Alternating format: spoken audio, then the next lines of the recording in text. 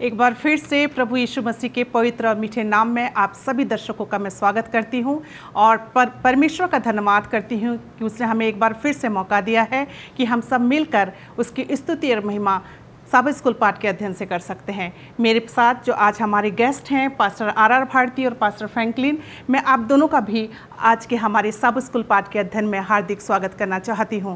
आइए, इससे पहले कि हम सब स्कूल पाठ के अध्ययन में आगे बढ़ें, हम अपनी आंखों को बंद करेंगे और पास्टर आर भारती के साथ दुआ करेंगे। आइए प्रार्थना करें। ज़मीन और आसमान के बनाने वाले परमपिता परमेश्वर, हमारे मालिक, हमारे सृष्टिकर्ता, हम तेरे पास आते हैं, अपने आप को तेरे हाथों में समर्पित करते हैं कि खुदावंद तू हमें अपनी महिमा के लिए इस्तेमाल कर, हमारे तमाम दर्शकों के साथ हो और उनको आशीष दे।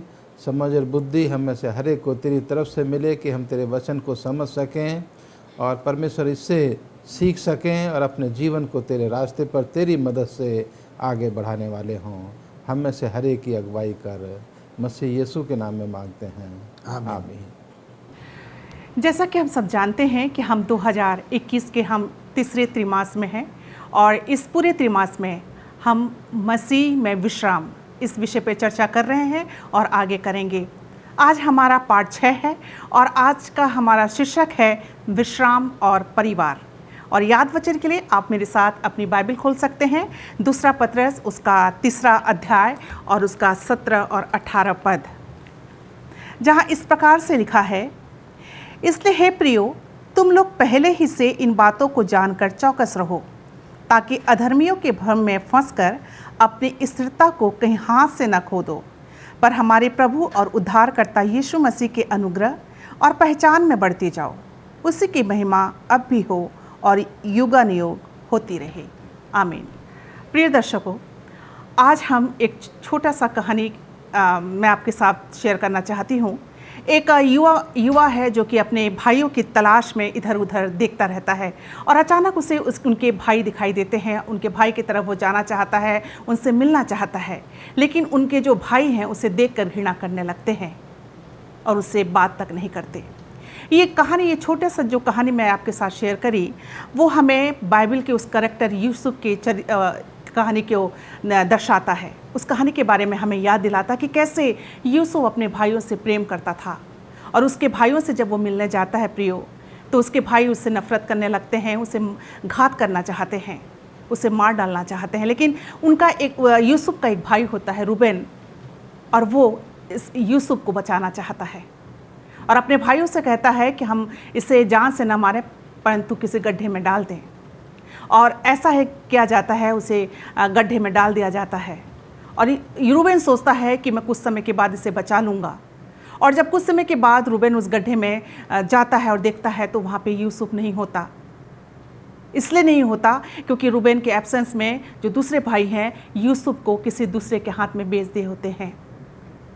हम इस कहानी में, हम इस बाइबल के इस चरित्र जो ये कहानी बताया गया है, इसमें हम ये देखते हैं कि उनके परिवार में अशांति थी, उनके परिवार में शांति नहीं थी। प्रियो, आज हमारे घरों में भी ऐसे अशांति है। हम अपने परिवार को छोड़कर सांसारिक दुनिया में चले जाते हैं। यदि हमें चुनाव करना पड़ता है तो हम अपने परिवार को नहीं चुन के संसार को चुनने लग जाते हैं। आइए हम आज अपने सब स्कूल के पाठ में हम यही सीखेंगे कि हमारे परिवार में शांति कैसे आती है और शांति प्रभु हमें देता है और हमारे प्रभु हमारी शांतियों के लिए हमें प्रभु से कैसे हमें बात करना चाहिए। आइए हम सीखेंगे और रविवार के पाठ में चलेंगे, घर पर क्लेश। बहुत ही अच्छा आज का हमारा टॉपिक है रविवार का, घर पर क्लेश। और इस शीर्षक को ध्यान पे रखते हुए पास्टर फ्रैंकलिन के पास चलेंगे। पास्टर फ्रैंकलिन, परिवारों में क्लेश का क्या कारण हो सकता है? बड़ा ही अच्छा प्रश्न है और बड़ा ही कॉमन सा प्रश्न है। परिवारों में कैसे जो है वो क्लेश दिखाई देता है और ये बड़ा आम है, क्योंकि हम देखते हैं कि हर एक परिवार में किसी न किसी बात को लेकर जो है वो क्लेश होता है। पर आज मैं जिस परिवार के बारे में आपको बताने जा रहा हूँ और वो यूसुफ का परिवार है और हम देखते हैं कि इस परिवार में भी जो है वो क्लेश है और वो क्लेश जो है वो किस कारणवश है वो भी हम क्या करेंगे, सीखेंगे। अगर हम उत्पत्ति उसका 34वां अध्याय पढ़ें तो यहाँ पर एक कहानी बताई जाती है और इस कहानी में हम देखते हैं कि याकूब नाम का एक व्यक्ति है और जो क्या करता है कि दो बहनों से जो है वो विवाह कर लेता है और जिनका नाम लिया और राहेल है। और हम देखते हैं कि ये दोनों से जो है वो दर्शाने की कोशिश करता है कि वो दोनों को जो है वो बराबर बराबर क्या कर रहा है, वो प्यार कर रहा है। पर हम यहाँ पर देखते हैं कि ऐसा सच नहीं होता है। और हम यहाँ पर देखते हैं कि अक्सर जो है याकूब को लेकर लिया और राहेल में जो है वो झगड़ा होते रहता है, क्लेश जो है वो होते रहता है। और हम यहाँ पर देखते हैं कि मैंने आपको ये भी बताया कि दोनों जो है वो बहनें हैं। और हम देखते हैं कि कुछ समय के बाद, कुछ महीनों के बाद जो है लिया जो है वो दीना नाम की बेटी को जो है वो जन्म देती है। और जब ये दीना जो है इतनी बड़ी, इतनी समझदार जब हो जाती है तो वो अपने मित्रों से जो है वो मिलना चाहती है और उसके लिए जो है वो क्या करती है, अपने घर से जो वो बाहर निकलती है। और बताया जाता है कि जब वो एक ऐसे देश में, एक ऐसे इलाके में चली जाती है जहाँ पर कि उसकी सहेलियाँ जो है वो रहती है। और उस दौरान जो है उस शहर का, उस देश का जो है जो प्रधान होता है, मुखिया होता है, जिसका नाम जो है वो हेमेर होता है। और हम यहाँ पर देखते हैं कि उसका जो बेटा है शकेम, और जब वो दीना को देखता है तो उसको लालच आ जाता है और हम देखते हैं कि उसको क्या करता है, वो अपने घर में लेकर आ जाता है और उसके साथ जो है वो गलत काम जो है वो करता है। और हम यहाँ पर देखते हैं और ये बात जो है वो याकूब को पता लगती है। और जब याकूब को पता लगती है तो याकूब बहुत ज़्यादा नाराज़ हो जाता है। और हम यहाँ पर देखते हैं कि शकेम जो है जो कि हमोर का बेटा है, वो अपने पापा से कहता है कि मैं जो है दीना से किसी भी हालत में, किसी भी परिस्थिति में जो है वो विवाह करना चाहता हूँ। और हम यहाँ पर देखते हैं कि शकेम का जो पापा है हमोर, पिता जो हमोर है, वो क्या करता है, याकूब के पास जो है वो जाता है और याकूब से ये बात बताता है कि मेरा बेटा जो है आपकी बेटी से क्या करना मांगता है, वो शादी करना चाहता है, विवाह करना चाहता है। और हम यहाँ पर देखते हैं कि उस समय याकूब जो है बहुत ज़्यादा क्रोधित हो जाता है, पर वो कुछ नहीं कहता क्योंकि उसके जो 10 बेटे हैं वो खेत में जो है वो काम करने के लिए गए हैं। और हम देखते हैं कि कहानी जो है वो आगे बढ़ती है और हमोर जो है अपने बेटे शकेम के लिए जो है दीना को हासिल करने के लिए वो कुछ भी करने को जो है वो तैयार है। और हम देखते हैं कि बातचीत का दौर चलता है और उस बातचीत के दौरान जो है हमोर उनसे कहता है कि जो कुछ भी आप कहोगे वो हम सब कुछ करने को तैयार हैं।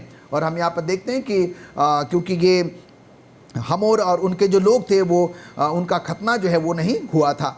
और हम देखते हैं कि याकूब और उनका जो घराना था वो उनका खतना हुआ था। और फिर वो ये कहते हैं कि तुम्हें जो है क्या करना होगा, खतना कराना होगा। और हम देखते हैं कि हमोर अपने बेटे शकेम के साथ और जितने भी उसके लोग थे उसमें जो है वो राज़ी हो जाते हैं और उनका जो है वो खतना हो जाता है। और हम यहाँ पर देखते हैं कि उसी दौरान जो है जब उनके भाई वापस आते हैं, याकूब के बेटे वापस आते हैं और उनको इस घटना के बारे में पता लगता है तो वो बहुत ज़्यादा क्रोधित हो जाते हैं। और यहाँ पर जो है हमोर और उनका बेटा शकेम और उनके लोग जो है जिनका कि खतना हुआ है वो तीसरा दिन है। और जबकि ये लोग बड़े पीड़ा में हैं, बड़े दर्द में हैं। और हम यहाँ पर देखते हैं कि ये लोग अपने अपने जगहों पर हैं, इलाके में हैं। और ऐसे समय में जो है याकूब के जो है 2 बेटे क्या करते हैं, वहाँ पर चले जाते हैं और फिर वहाँ पर जो है वो हमोर को, उसके बेटों को और उनके तमाम जो लोग थे सबको क्या कर देते हैं, वो मार देते हैं। और हम देखते हैं कि दीना को वो क्या करते हैं, वापस अपने साथ लेकर आ जाते हैं। एक तो ये कारण था, हम देखते हैं कि इनके घर में क्लेश। और दूसरा जो सबसे बड़ा कारण है इस याकूब के घराने में क्लेश का जो है वो ये है कि उन 10 बेटों में याकूब जो है, जो सबसे छोटा बेटा यूसुफ है, उसको बहुत ज़्यादा वो पसंद करता था। और हम देखते हैं कि उसके लिए उसने एक रंग बिरंगा, एक अंगरखा जो है, एक ऐसा वस्त्र जो है वो बनाया था और जिसको लेकर जो है बाकी जो भाई लोग हैं उससे वो चिढ़ते थे, नाराज़ रहते थे, दुखी रहते थे। और वो कहते थे कि भाई हमारा पिता जो है वो क्या करता है, हमसे उतना प्रेम नहीं करता, पर वो क्या करता है, यूसुफ से ही जो है वो प्रेम करता है। तो हम यहाँ पर देखते हैं कि ये 2 ऐसे कारण हैं यूसुफ के घर परिवार में जो है क्लेश आने के। अब हम अपने परिवारों में देखते हैं ऐसे बहुत सारे कारण जो है हमारे घरों में क्लेश आने के हो सकते हैं, जिसको कि हम जानते हैं। वो कारण जो है अलग अलग जो है वो हो सकते हैं, पर हम यहाँ पर देखते हैं इन सब कारणों का जो है वो निराकरण जो है वो निकाला जा सकता है। इन क्लेशों को, लड़ाई झगड़ों को जो हमारे घर में अक्सर होते हैं उसका निराकरण जो है वो किया जा सकता है। और वो निराकरण जो है, जो सलूशन है, वो सिर्फ और सिर्फ प्रभु परमेश्वर के पास जाकर उससे प्रार्थना करके, अपने आप को छोटा करके, नम्र करके, अपने स्वार्थ को जो है वो बिल्कुल भी अलग रखकर जो है पूरी तरीके से एक दूसरे का ख्याल रखते हुए पूरी तरीके से प्रभु परमेश्वर पर आश्रित होते हुए जब हम करेंगे तो हम यहाँ पर देखते हैं कि हमारे घरों में भी जो है जो छोटी छोटी बातों को लेकर क्लेश होते हैं, लड़ाई झगड़े होते हैं, वो क्या हो जाएंगे, वो बंद हो जाएंगे। और इसलिए हम यहाँ से एक बहुत ही अच्छा सबक जो है वो सीखते हैं कि पूरी तरीके से हम क्या करें, प्रभु परमेश्वर पर जो है वो आश्रित रहें। धन्यवाद देना चाहती हूँ पास्टर फ्रैंकलिन आपके अच्छे विचारों के लिए। प्रिय दर्शकों, यदि हमारे घर में क्लेश है, यदि हमारे घर में अशांति है, तो हमें हमारा विश्वास परमेश्वर पर रखना चाहिए। हमारे घर का मेन सदस्य परमेश्वर को बनाना चाहिए ताकि हमारे घर से क्लेश हमेशा हमेशा के लिए दूर हो जाए। आइए हम सोमवार के पाठ पे चलेंगे जिसका शीर्षक है नई दिशा का चयन। और इस शीर्षक को ध्यान पे रखते हुए पास्टर भारती, आप हमें बताइए कि यूसुफ ने कौन सी नई दिशा को चुना? ये हम तमाम के लिए बहुत अच्छा सवाल है सीखने के लिए कि जो दिशा यूसुफ ने चुनी उसी दिशा को हम लोग भी चुने। और इसको सीखने से पहले, इसका जवाब देने से पहले, मैं परमेश्वर के वचन की किताब व्यवस्था विवरण की किताब उसका 4था अध्याय और उसकी 29 आयत में यहाँ इसी तरह से लिखा है, परंतु वहाँ भी यदि तुम अपने परमेश्वर यहोवा को ढूंढोगे तो वह तुमको मिल जाएगा। शर्त यह है कि तुम अपने पूरे मन से और अपने सारे प्राण से उसे ढूंढो। ये जो है हमें यहाँ परमेश्वर के वचन में बताया गया है कि हम चाहे कैसी भी परिस्थिति में क्यों ना हों, चाहे हम किसी भी स्थिति का सामना क्यों ना कर रहे हों, जैसे कि हम आज यूसुफ के बारे में सीख रहे हैं, यूसुफ के जीवन के बारे में सीख रहे हैं। और ये वचन यूसुफ के लिए बहुत कीमती वचन जो है यहाँ पर हैं। और हम देखते हैं यूसुफ के जीवन के बारे में कि यूसुफ को उसके भाइयों ने, जो इस्माइली लोग थे, जो ऊँटों का सफ़र करके ऊँटों पर माल लाद करके गिलाद से और मिस्र को जा रहे थे, वो जब वहाँ से निकलते हैं तो यूसुफ के भाई उनको कहते हैं, और ख़ास करके यहूदा उनको कहता है कि आओ हम यूसुफ को बेच करके कुछ मोल जो है हम उसका ले लें। और ये बात उनको पसंद आती है कि हम जो है क्यों अपने हाथ जो है उसकी हत्या में अपने हाथों को जो है खून से रंगें। और वो उसको गड्ढे में से निकाल करके उन इस्माइलियों के हाथ, जो इस्माइली लोग थे जो मिस्र को जा रहे थे, उनके हाथ जो है उनको 20 तोले में जो है 20 सके में जो है उनको उसको बेच दिया जाता है। और यहाँ मैं आप अपने दर्शकों को बताना चाहूँगा कि जब मैं और आप इस यूसुफ की कहानी को पढ़ते हैं तो ये कहानी बहुत मार्मिक और बहुत ही भावनात्मक कहानी है। आप जो है सोच सकते हैं यूसुफ के जीवन के बारे में कि अब यूसुफ को जो है इस्माइलियों के हाथ बेच दिया गया है और इस्माइली जो है उसको ऊँट पर बैठा करके उसी दिशा की तरफ ले जा रहे हैं जिस तरफ उसका घर था। और अपने पहाड़ों को वो देखता है, अपने पेड़ों को देखता है, जो उसके घर के या गांव के या देहात के जो उसके खेत थे उनको देखता है। और वो देखता है कि जहाँ पर उसके पिता के टेंट हैं उसकी जो वो उसको मौजूदगी को वो महसूस करता है। और वो जो है ऐसा सोच करके रोता है कि मेरा पिता मुझे कितना प्यार करता है, लेकिन मेरे भाइयों ने मेरे साथ अच्छा सलूक नहीं किया, अच्छा बर्ताव नहीं किया। और उन्होंने जो है मेरे मिन्नत करने के बावजूद भी, मेरे निवेदन करने के बावजूद भी उन्होंने मुझे इन इस्माइलियों के हाथ मुझे बेच दिया है। और अब वो ऊँट पर बैठा हुआ अकेला है, कोई उसके साथ नहीं है परिवार का। और इस अकेलेपन में उसको जो है अपने घर की याद आती है। और जब उसको घर की याद आती है तो वो देखता है, सोचता है कि मैं अपने पिता के साथ तंबू में बैठा हुआ हूँ और मेरा पिता जो है याकूब, वो अपने जीवन की उन घटनाओं को बता रहा है कि किस तरह से परमेश्वर ने उसकी जो है रहनुमाई की, परमेश्वर ने किस तरह से उसकी मदद की कि जब वो अपने घर से छोड़ करके अपने मामा लाबान के घर वो जा रहा था तो परमेश्वर ने उसकी अगुवाई की। और इन सब कहानियों से वो जो है इन कीमती पाठों को, कीमती शिक्षाओं को वो अपने जीवन में ग्रहण करता है। और अब उनको ये शिक्षाएं यूसुफ को यहाँ पर याद आती हैं और वो परमेश्वर से प्रार्थना करता है कि हे परमेश्वर, तू मेरे पिता का परमेश्वर है और मैं अपना भरोसा तेरे ऊपर करता हूँ कि जब मैं यहाँ से जा रहा हूँ अकेला अपने परिवार से, तो तू मेरा परमेश्वर होगा और तू मेरे साथ होगा।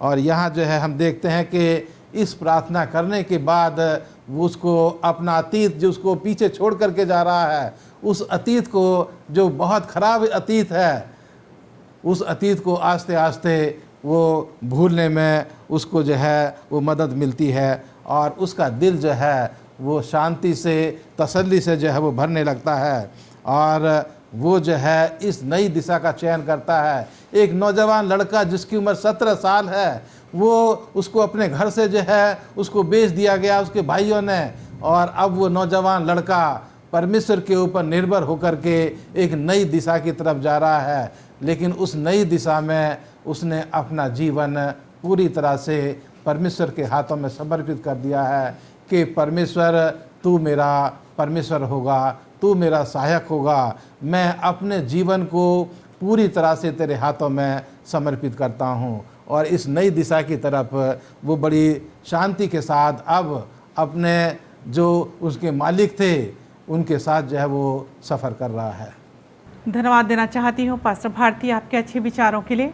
आइए हम मंगलवार के पाठ पे चलेंगे जिसका शीर्षक है वास्तविक स्व के बद को पाना। और इस शीर्षक को ध्यान पे रखते हुए पास्टर फ्रैंकलिन, मैं आपसे जानना चाहती हूँ कि परमेश्वर का प्रेम कैसा है और हम उसे परिभाषित कैसे करेंगे। हम यहाँ पर देखते हैं कि जब हम परमेश्वर के प्रेम के बारे में बात करते हैं तो परमेश्वर का प्रेम जो है वो अगापे प्रेम है, अतुल्य प्रेम है, निस्वार्थ प्रेम है, और हम सब जो है वो परमेश्वर के प्रेम के बारे में जानते हैं। और यही कारण था कि हम देखते हैं कि परमेश्वर जो है वो यूसुफ से बहुत बहुत प्यार करता है और उसने जो है यूसुफ की अब तक क्या करी है वो देखभाल भी जो है वो करी है। और जैसे पास्टर भारती ने बताया कि उसका संपूर्ण विश्वास और भरोसा जो है वो पूरी तरीके से प्रभु परमेश्वर पर जो है वो आश्रित है, वो जो है वो निर्भर है।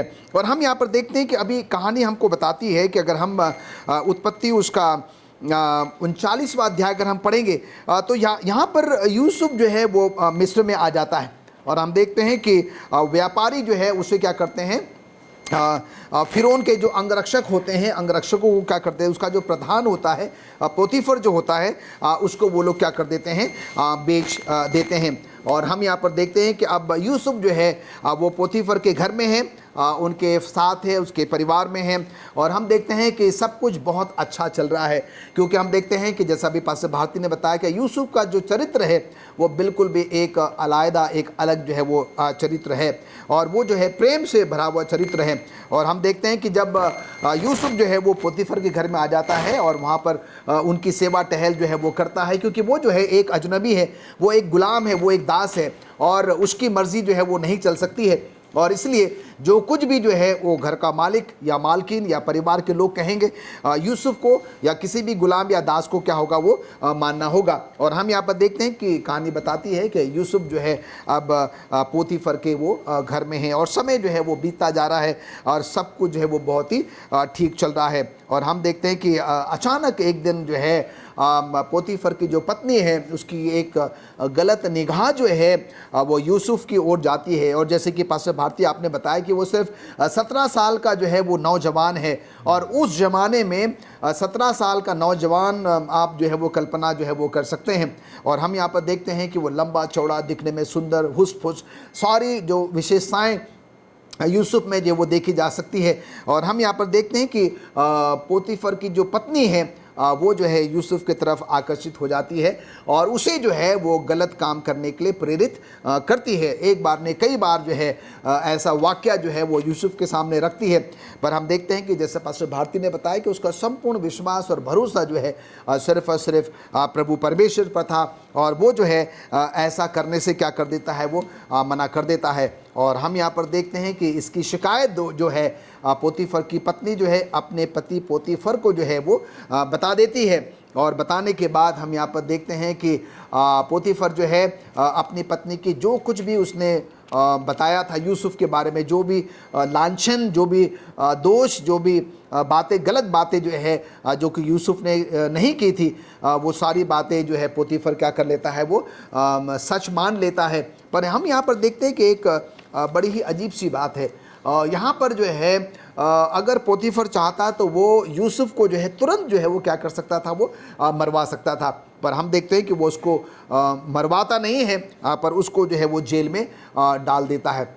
और हम देखते हैं कि अब यूसुफ क्या है वो जेल में है। पोतीफर ने क्या किया, उसको जेल में जो है वो डाल दिया। अब यहाँ पर हम देखते हैं कि जब उसको जेल में डाल दिया है तो ये वचन जो है जो कि यशा नबी के द्वारा लिखित है, यशा उसका 43वां अध्याय, और ये यशा 43वां अध्याय जो है बड़ा ही कॉमन है। हम सब इसको जो है बहुत अच्छे से जानते हैं, कई बार हमने इसको पढ़ा है, हमने इस पर संदेश भी जो है वो दिया है।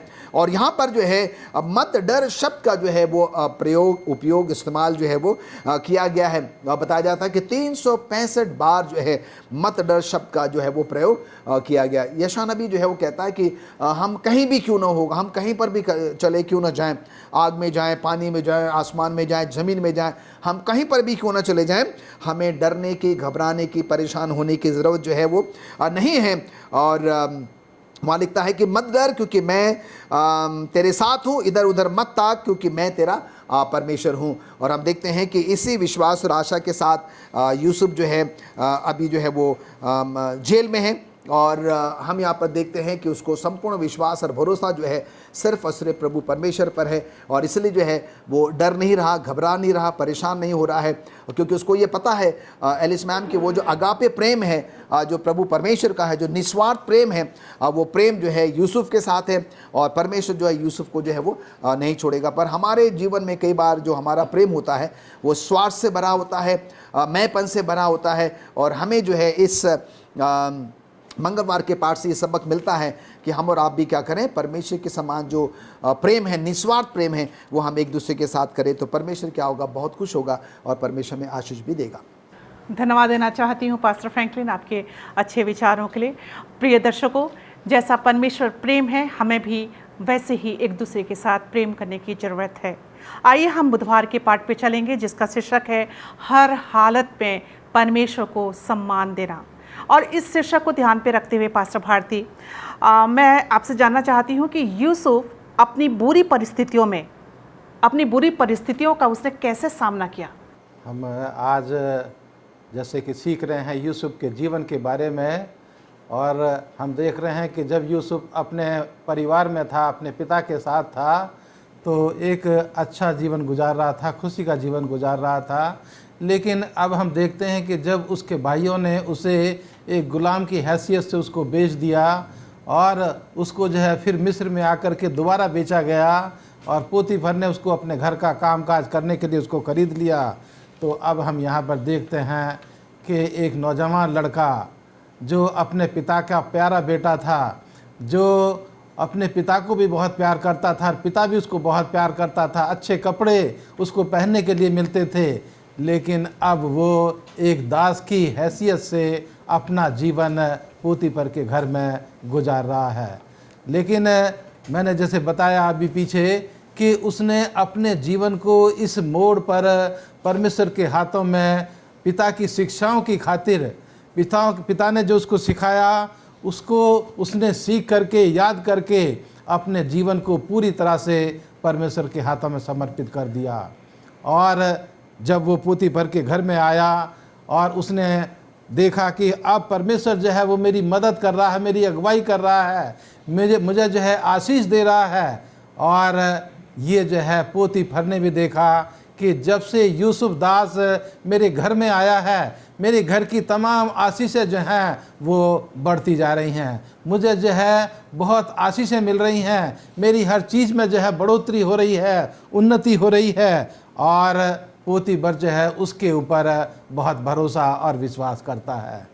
लेकिन हम साथ ही साथ यहाँ देखते हैं कि अब जब वो देखता है कि अब उसका मालिक जो उसके ऊपर भरोसा करता है, विश्वास करता है, लेकिन साथ ही साथ यहाँ समस्याएं भी जो उसके जीवन में आती हैं। और ये समस्या आती है पोतीफर की पत्नी के रूप में, जो नौकरों को, दासों को एक वस्तु समझ करके उनको इस्तेमाल करती थी और करना चाहती थी, यूसुफ को भी।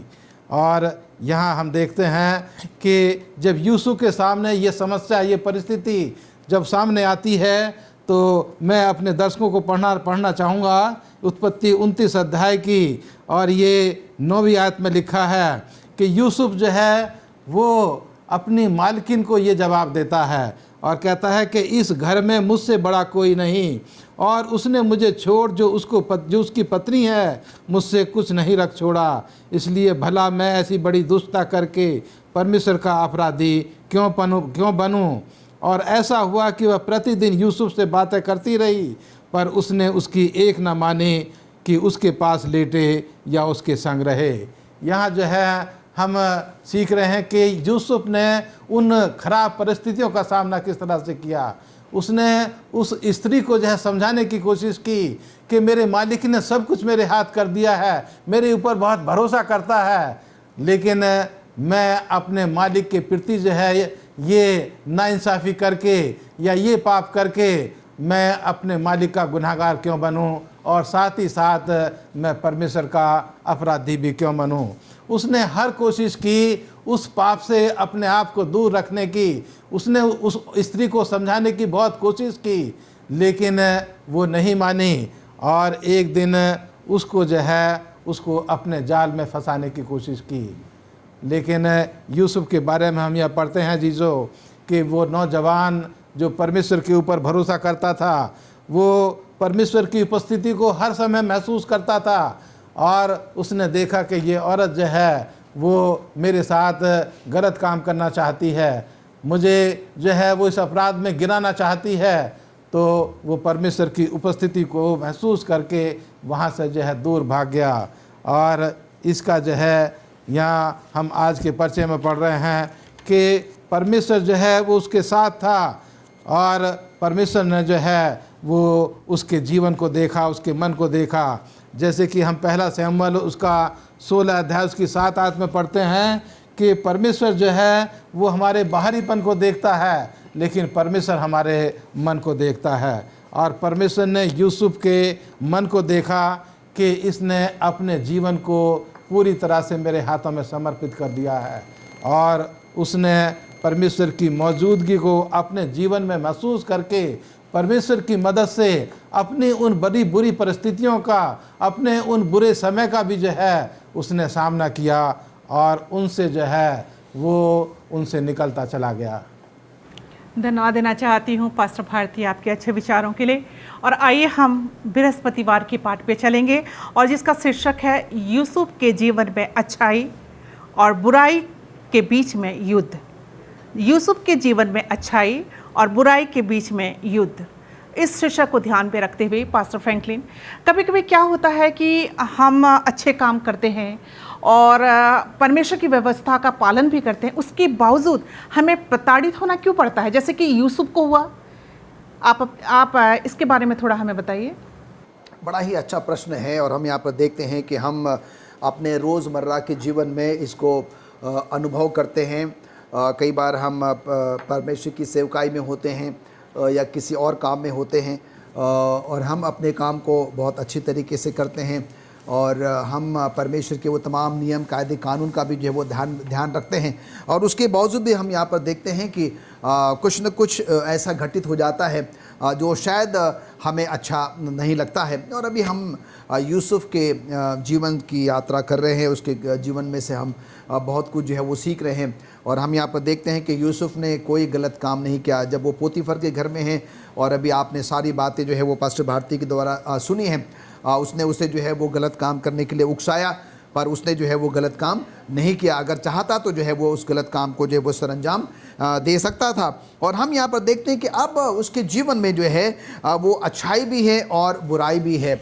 और हम यहाँ पर देखते हैं कि पर उसने जो है परमेश्वर की आवाज़ को सुना, और उसने क्या किया, उसी के अनुसार जो है वो निर्णय लिया। अगर आप उत्पत्ति उसका 39वां अध्याय अगर आप पढ़ेंगे 21 से लेकर 40 पे आयत तक, तो यहाँ पर हम देखते हैं कि यूसुफ जो है वो एक मिक्स जो है वो फीलिंग्स में है। वो बड़ा उदास है, बड़ा क्लेशित है, बड़ा पीड़ा में है, क्योंकि हम जानते हैं कि उसको जो है अब जेल में जो है वो डाल दिया गया है। और मैंने आपको ये भी बताया था कि पोतीफर जो है वो चाहता तो जो है उसको मार सकता था, और पर हम देखते हैं कि पोतीफर ने जो उसको जो है वो नहीं मारा और उसको जो है वो जेल खाने में क्या कर दिया, डाल दिया। और जब उसको जेल खाने में डाल दिया गया तो बताया जाता है कि यूसुफ जो है वो जेल में है, बाकी कैदियों के साथ है और वो क्या करता है कि बाकी कैदियों की जो है वो मदद भी जो है वो करता है। और जब उसको मदद की ज़रूरत होती है तो वो क्या करता है, मदद भी जो है वो उनसे लेता है।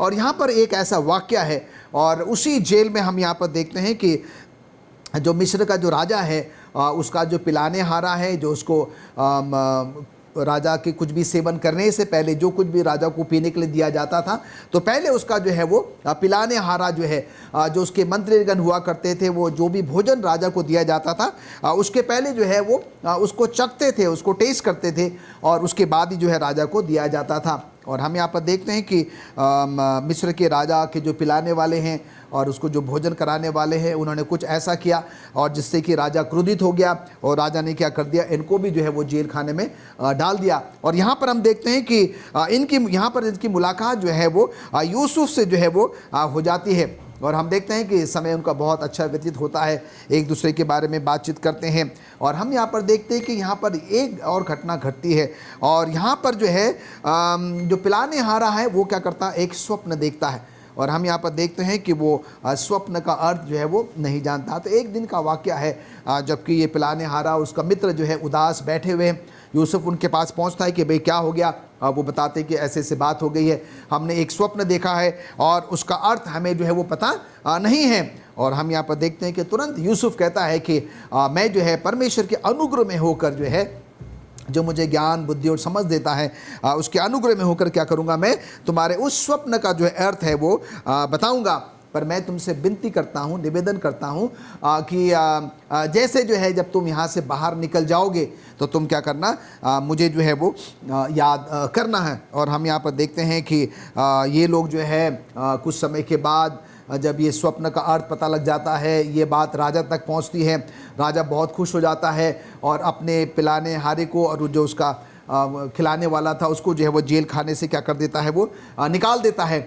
और हम देखते हैं कि ये दोनों जो है यूसुफ को क्या कर देते हैं, वो भूल जाते हैं। यूसुफ के साथ जो प्रतिज्ञा इन्होंने करी थी उसको क्या कर देते हैं, वो भूल जाते हैं। और यहाँ पर यूसुफ जो है वो क्या है, जेल में ही है, बड़ा दुखी है, बड़ा परेशान है। पर उन सब के बावजूद भी जो है हमने यहाँ पर देखा है, जो बृहस्पतिवार का जो पाठ है, यूसुफ के जीवन में अच्छाई भी है और बुराई भी है। अब देखिए कि परमेश्वर जो है इन घटनाओं के द्वारा जो है यूसुफ के जीवन में बहुत एक बड़ा कार्य करने जा रहा है। अगर हम रोमियो 8 को पढ़ेंगे तो वहाँ पर हम देखते हैं कि कहता है कि जो कुछ भी मैडम हमारे जीवन में घटता है, कई बार अच्छा भी घटता है, बुरा भी घटता है, तो हमें और आपको परमेश्वर का वचन संत पौलुस के माध्यम से बताता है कि हमें ये समझने की ज़रूरत है कि उसमें कोई न कोई क्या होगी, भलाई ही उत्पन्न होगी, कोई न कोई भलाई ही जो सामने नज़र आएगी। वर्तमान में शायद हमें लग सकता है कि नहीं, मेरे साथ अन्याय हो रहा है, मैंने तो दिन और रात मेहनत करी है, काम किया है, ये किया है, वो किया है, और उसके बावजूद भी जो है मुझे नज़रअंदाज किया जा रहा है, मुझे जो है वो पूछा नहीं जा रहा है। पर हम यहाँ पर देखते हैं कि परमेश्वर की जो है अपनी एक अलग जो है वो योजना होती है। और अब यहाँ पर हम देखते हैं कि यूसुफ के जीवन में जो है एक से एक घटनाएं जो है वो घटती चली जा रही है, पर उसका संपूर्ण विश्वास और भरोसा जो है सिर्फ और सिर्फ प्रभु परमेश्वर पर है। और ये मेरी सोच है कि अंदर ही अंदर पवित्र आत्मा यूसुफ से जो है वो बात कर रही होगी कि परमेश्वर की एक योजना है, परमेश्वर जो है तुम्हें क्या है कि बहुत कुछ जो है वो बनाना चाहता है। और उसी सोच विचार में यूसुफ क्या करता है, निरंतर जो है अपना समय प्रभु परमेश्वर के साथ जो है वो व्यतीत करता है। तो यहाँ पर एक बहुत अच्छा सबक जो है हम और आप सीख सकते हैं। कई बार ऐसी घटनाएं हमारे और आपके जीवन में घटती हैं जिसको कि शायद हम एक विपरीत नाम दे देते हैं। आप आइए अपना विश्वास भरोसा जो है सिर्फ प्रभु परमेश्वर पर रखें। हम तो सिर्फ वर्तमान को देखते हैं, पर प्रभु परमेश्वर जो है हमें उत्तम से सर्वोत्तम जो है वो देना चाहता है, जो कि आने वाला जो है वो भविष्य है। धन्यवाद देना चाहती हूँ पास्टर फ्रैंकलिन आपके अच्छे विचारों के लिए। आइए हम शुक्रवार के पाठ पे चलेंगे और इस शुक्रवार के पाठ को ध्यान पे रखते हुए पास्टर भारती, मैं आपसे जानना चाहती हूँ कि हम यूसुफ के जीवन की जो कहानी है या यूसुफ की कहानी से हम क्या सीखते हैं। हमारे दर्शकों, आज हम जो यूसुफ के जीवन के बारे में सीख रहे हैं, तो आखिर में यही हम सबके लिए एक महत्वपूर्ण सवाल है कि मैं और आप यूसुफ के जीवन से क्या सीख सकते हैं।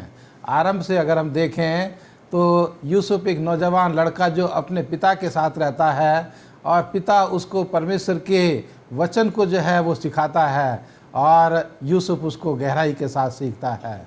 और उसके बाद यूसुफ से हम देखते हैं कि यूसुफ जो है सोचता है कि मैं निर्दोष हूँ, मैंने क्या गुनाह किया है, मैंने क्या गलत काम किया है जो मेरे भाइयों ने मुझे एक दास की हैसियत से मुझे बेच दिया है। और उसके बाद वो पोतीफर के घर में आकर के काम करता बड़ी मेहनत और निष्ठा के साथ, और उसके बाद भी उसको जो है जेल में जाना पड़ता है। फिर वो सोचता है कि मैंने ऐसा क्या काम किया है जो मुझे जो है जेल की हवा खानी पड़ी। लेकिन अजीज़ों, मेरे प्यारे दर्शकों, मैं आपको बताना चाहता हूँ कि ये तमाम घटनाएं यूसुफ को एक बड़े काम के लिए तैयार कर रही थी। एक बड़ी जिम्मेदारी के लिए यूसुफ को परमेश्वर जो है वो तैयार कर रहा था कि इन छोटी छोटी घटनाओं से, इन छोटी छोटी परिस्थितियों का सामना करते हुए यूसुफ जो है एक बड़े काम के लिए उसका जीवन जो है वो तैयार कर रहा था परमेश्वर। और अजीजों, हम ये कभी ना सोचें कि ये मुसीबत जो है वो मेरे जीवन के ऊपर क्यों आई है।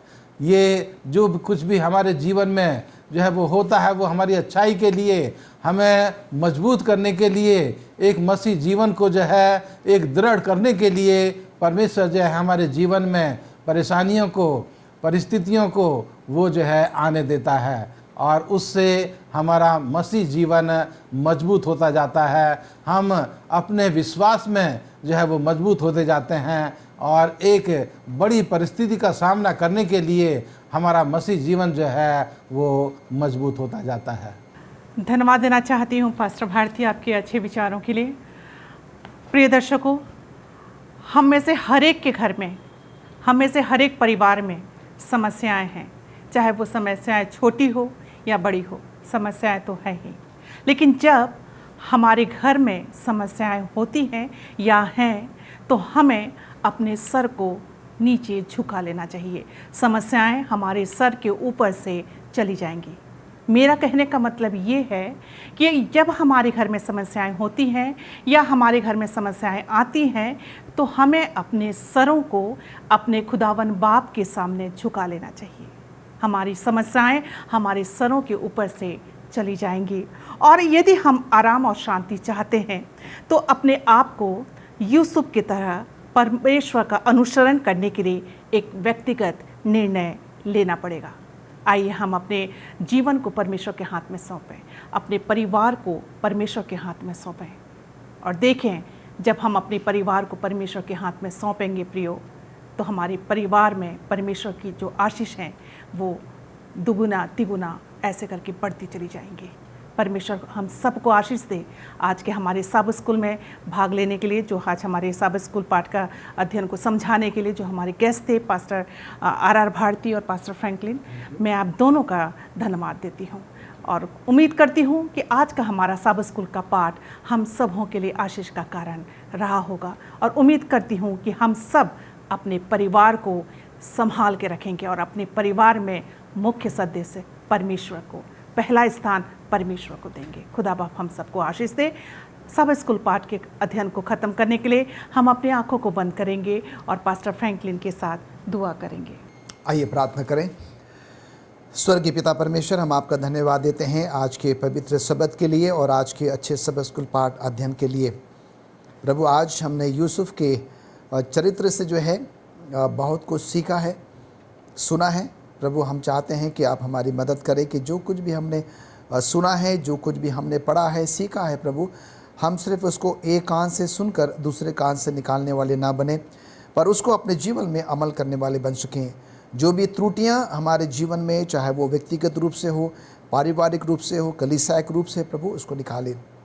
हमारे घरों में जो है जो क्लेश, जो लड़ाई झगड़े होते हैं, जिस किसी कारणवश होते हैं, प्रभु आज हमने ये भी सीखा है कि हम सारी समस्याओं को जो है सिर्फ और सिर्फ आपके सामने ला के रख दें, क्योंकि आप हमारी सारी समस्याओं का जो है वो समाधान है। प्रभु, आज हमने ये भी सीखा है कि हमारे जीवन में दुख आएगा, तकलीफ़ आएगी, मुसीबत, बीमारियां, परेशानी आएंगी और कई बार प्रभु हम इससे हताश, परेशान और निराश हो जाएंगे कि वो मेरे साथ ही, मेरे परिवार के साथ, मेरे ही कलीसिया के साथ ऐसा क्यों हो रहा है। ऐसे समय में आज हमने सीखा है प्रभु कि आप अपना वो हिवाए हमें देंगे कि हम पूरी तरीके से जो है सिर्फ और सिर्फ आप पर आश्रित होंगे। प्रभु आप हमारे साथ हो, इन सब वचनों पर आपकी आशीष बरकत हो। प्रभु यीशु मसीह के नाम से मांगते हैं, आमीन। आमीन।